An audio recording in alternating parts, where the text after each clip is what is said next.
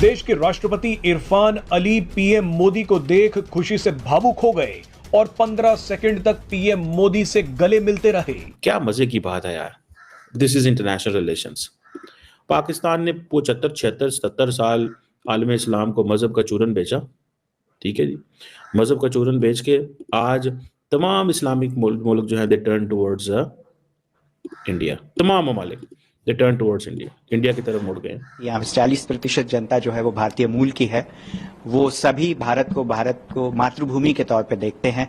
उनके आज भी भारत के प्रति बहुत उनका लगाव है और भारत की संस्कृति, हमारी कला, इन सभी शायद इसलिए कि जब इन्होंने पाकिस्तान बनाया था, जो हम लोगों ने हिस्ट्री के बुक्स में पढ़ा है, तो ये 2 नेशन थ्योरी जो हमें पढ़ाई गई और कहा गया कि नहीं जी हिंदू और मुस्लिम साथ नहीं रह सकते। और इस पाकिस्तान में जिस तरह से मदरसा सिस्टम जो है उसको बहुत ज्यादा आगे रखा गया, हर जगह पे हर चीज में रिलीजन ले आएंगे। अभी इमरान खान जब प्राइम मिनिस्टर थे तब भी उन्होंने एक अहमदिया थे जिनको उन्होंने रखा था उसके लिए, फाइनेंस के लिए, लेकिन उसके बाद उनको हटा दिया गया कि नहीं जी ये तो नॉन मुस्लिम है। देश भारत से 14,000 किलोमीटर दूर है और मजे की बात देखिए कि यहाँ की 40% आबादी भारतीय मूल की है। तो मैं अमेरिका को क्या कहूं जब मेरा पड़ोसी खराब है, पड़ोसी नहीं मानता। वो खुद भी है, उसकी धज्जियां उड़ी हुई है, खुद भी कटोरा लेके घूम रहा है और हमारे को परेशान कर रहा है। अमेरिका जो है वो ये तो कह रहे हैं चाइना हॉक्स, लेकिन वो चाइना हॉक्स जो है फिर वो प्रेशर किस पे आएगा? वो चाइना हॉक्स का प्रेशर मतलब देखिए पाकिस्तान के ऊपर क्या प्रेशर आएगा कि आप चाइना से अलग हो जाएं? सवाल ही पॉसिबल ही नहीं है। Advocate of India, top advocate of India, top diplomat of India, the person who speaks English and can make Indian perspective understand globally is Dr. Jaishankar. There is no आज doctor Jaishankar इस position में ना हो तो मैं कहता हूँ नरेंद्र मोदी के लिए पूरी दुनिया को केस समझाना मुश्किल हो जाए। दोस्तों, पाकिस्तानी मीडिया खासकर चीमा साहब बहुत ज़्यादा परेशान है, क्योंकि अब इनका कहना है कि भाई 70 साल तो हमने इस्लामिक चूरन बेचा पूरी दुनिया में, लेकिन आज पूरी दुनिया भारत के साथ है। जितने भी इस्लामिक मुल्क हैं आज वो भारत को सपोर्ट करते हैं, भारत के साथ हैं। अभी G20 मीटिंग में इस्लामिक मुल्क है इंडोनेशिया, दुनिया का सबसे बड़ा इस्लामिक मुल्क है, सबसे बड़ी आबादी वाला, उसने पूरी तरह से सपोर्ट किया भारत का। उसी तरह से गुयाना, और इसी के बाद अब गुयाना में बड़ी संख्या में भारतीय रहते हैं जो मजदूरी करने इन देशों में गए थे। वहाँ के जो राष्ट्रपति हैं वो भी मुसलमान हैं और उन्होंने जिस तरह से गले लगा के स्वागत किया है मोदी जी का, इसे देखकर पाकिस्तानी मीडिया पूरी तरह से शॉक्ड है और अब इन्हें लग रहा है कि इस्लामिक चूरन बेचने के बाद भी इन्हें कुछ हाथ नहीं मिला। सारे के सारे इस्लामिक देश आज भारत के साथ है। आप इस सब के बारे में क्या सोचते हैं? क्या ये बिल्कुल सही है? क्या मोदी जी की विदेश नीति बहुत ही सही दिशा में जा रही है और वाकई पाकिस्तानी अभी इस बात को साफ साफ देख रहे हैं कि ये लोग बहुत पीछे रह चुके हैं? आपके जो भी विचार हो कमेंट बॉक्स में जरूर लिखिएगा। वीडियो अच्छा लगे तो लाइक करें, शेयर करें। आइए आगे बढ़ते हैं इस वीडियो में।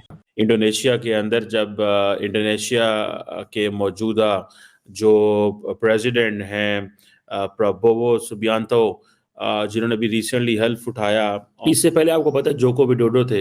इंटरेस्टिंग चीज़ क्या हुई? इंटरेस्टिंग चीज़ ये हुई कि इंडोनेशिया के प्रेसिडेंट ने ये कहा, नरेंद्र मोदी से मिले, नरेंद्र मोदी से मिलके वो जयशंकर को मिले तो जयशंकर साहब ने अपना तारफ कराया, तो उन्होंने कहा I know you are very famous. और जिस पे जारी बात है जयशंकर साहब ब्लश हो जाता है एंड देन परेशान भी हो जाता है। ब्लशिंग इसलिए हो जाती है कि भाई एक प्रेसिडेंट है जो मुझे जानता है। Obviously who doesn't know Jaishankar in international politics? दुनिया के अंदर कौन ऐसा बंदा, यहाँ उन्होंने जयशंकर की वीडियो देखी होगी, यहाँ उन्होंने जयशंकर का इंटरव्यू देखा है, देखें he is been talking sense for long. आप इमेजिन करें, he is the top advocate of India, top advocate of India, top diplomat of India, the person who speaks English and can make Indian perspective understand globally is Dr. Jaishankar. There is no आज doctor Jaishankar इस position में ना हो तो मैं कहता हूँ नरेंद्र मोदी के लिए पूरी दुनिया को केस समझाना मुश्किल हो जाए। And I think he did an excellent job picking a seasoned diplomat, turning him to a politician, injecting in him the idea of the BJP and RSS and all this, and now he is like maybe he's not a member of the RSS definitely, but he is a member of the BJP. और ये जो doctor Jaishankar की है कि everybody knows him, और ये जो Indonesia के प्रेसिडेंट है he is very much popular. Recently जब इनकी ट्रम्प से मुलाकात हुई और बाइडन से भी मुलाकात हुई थोड़े दिन पहले बाय द वे, तो जब ट्रम्प से मुलाकात हुई तो उनको कह रहा था हेलो सर सर सर कह रहे थे, तो वो लोगों ने उसका बड़ा मजाक उड़ाया सोशल मीडिया पे, सर सर ठीक है जी। कि ये बंदा क्या कर रहा है, उसको ट्रम्प को फोन कॉल करके कहा you got a big mandate this that ये वो। ये जो नए प्रेसिडेंट साहब है ना, ये पहले इंडोनेशिया के डिफेंस मिनिस्टर भी रहे हैं। फरवरी 2024 में इन्होंने इलेक्शन जीता था बड़े अच्छे मार्जिन से, 60% वोट इनको मिले। मोस्ट इंपॉर्टेंट थिंग इज जिसको मैं समझना बताना चाहता हूँ, and you know this person took an oath on Quran, on the holy book of the Muslims. He took an oath. क्या मजे की बात है यार, this is international relations. Pakistan ने 75, 76, 77 साल आलम इस्लाम को मजहब का चूरन बेचा, ठीक है जी। मजहब का चूरन बेच के आज तमाम इस्लामिक मुल्क जो है दे टर्न टुवर्ड्स इंडिया, तमाम ममालिक they turn towards India, India की तरफ मुड़ गए।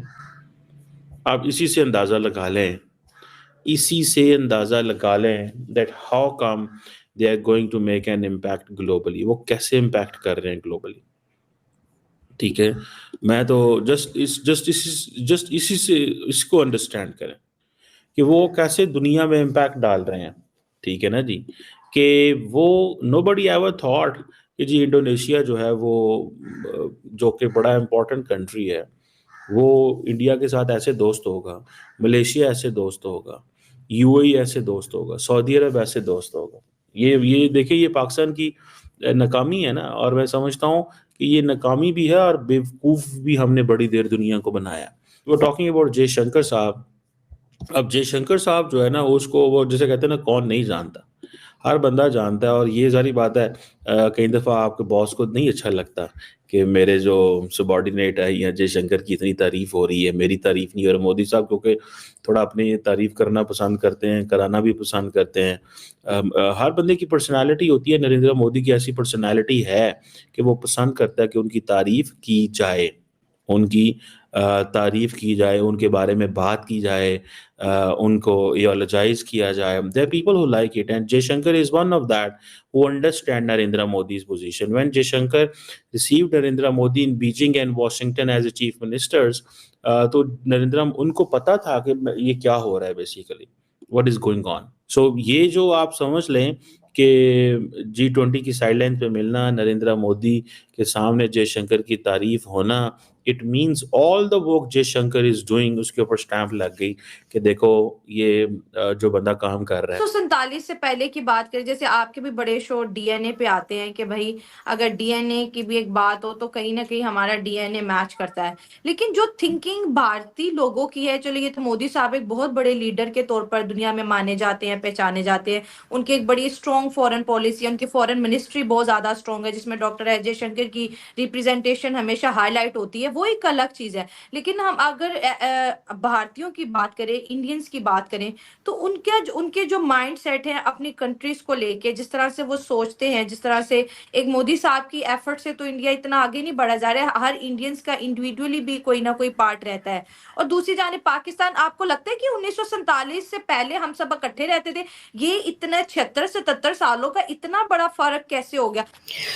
मेरे ख्याल एक तो शायद इसलिए कि जब इन्होंने पाकिस्तान बनाया था, जो हम लोगों ने हिस्ट्री की बुक्स में पढ़ा है, तो ये 2 नेशन थ्योरी जो हमें पढ़ाई गई और कहा गया कि नहीं जी हिंदू और मुस्लिम साथ नहीं रह सकते, और इस किस्म की चीजें जो पढ़ाई गई, तो काफी सारे लोग जो हैं वो अभी तक उसी सोच के अंदर रह रहे हैं। दूसरा, पाकिस्तान में जिस तरह से मदरसा सिस्टम जो है उसको बहुत ज्यादा आगे रखा गया, हर जगह पे हर चीज में रिलीजन ले आएंगे। अभी इमरान खान जब प्राइम मिनिस्टर थे तब भी उन्होंने एक अहमदिया थे जिनको उन्होंने रखा था उसके लिए, फाइनेंस के लिए, लेकिन उसके बाद उनको हटा दिया गया कि नहीं जी ये तो नॉन मुस्लिम है तो इनको हम नहीं रखेंगे। उन्होंने तो जैसे मैंने कहा कि उन्होंने अपने ऊपर बहुत ज्यादा काम किया है। जो उनके वीक पॉइंट्स थे, खासतौर पे इकोनॉमी तो बताई जाती है कि पहले भारत की इतनी स्ट्रांग नहीं थी जितनी के अब उन्होंने फोकस किया। उसका एक रीजन ये भी हो सकता है कि अमित शाह साहब और साथ साथ मोदी जी भी जो हैं वो बताया जाता है कि गुजरात से हैं, तो गुजरात के लोग जो हैं वो तो पाकिस्तान में भी जो लोग गुजराती हैं वो बहुत बिजनेस में आगे हैं। तो एक आपको टीम चाहिए होती है जो आपको ये बता सके कि आप कहाँ पे इन्वेस्ट करेंगे तो फायदा होगा और किन लोगों को लाएंगे तो